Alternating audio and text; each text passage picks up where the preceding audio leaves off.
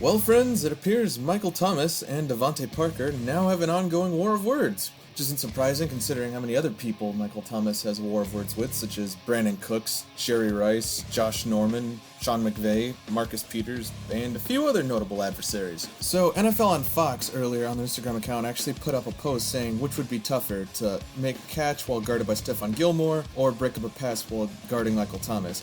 Devante Parker chose the former option, and appears Michael Thomas didn't take too kindly to his words, and fired back on his own in a rather immature dialect, I must note. Thomas initially retorted that Parker didn't actually have the stats to back up that sort of a statement, and which Parker responded that Thomas actually has the most targets and checkdowns in the NFL, which isn't wrong. Also pointing out, following Brandon Cooks' 2008 signing with the Los Angeles Rams, an arch rival of Thomas's, it actually took to Twitter and fired several shots at him regarding his payroll and the future of the Rams, who ironically ended up beating the Saints in the NFC Championship game. Now, in terms of the more immediate feud, Parker seemed to have done his homework and actually pulled up Thomas's stats to make his shots. Thomas's primary rebuttal was the fact that Parker is on a pretty terrible football team, considering the Dolphins went 4-12 last season. Parker also noted that Thomas is a future Hall of Fame quarterback, targeting him roughly 86% of the games he's playing, which really sinks it in. Parker really drives it home by pointing out stats such as Thomas's pretty inconsistent conversion rate, which is actually one of the most mediocre in the NFL, and his subpar scoring stats, noting that Thomas had the worst points per carry percentage in the NFL due to his amount of checkdowns. I should point out, due to his adversaries and the notable mixed criticism by both peers and other players alike, Thomas has actually privated his account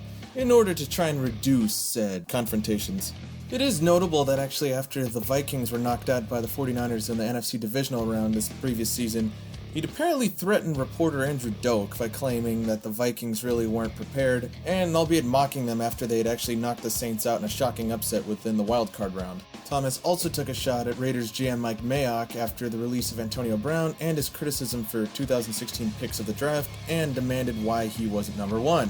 Yeah, real cult of personality here, I should point out. Well, as the feud is ongoing, let's see what else it has to offer. Well, that's it for me. If you got any points or opinions, let me know. Thanks.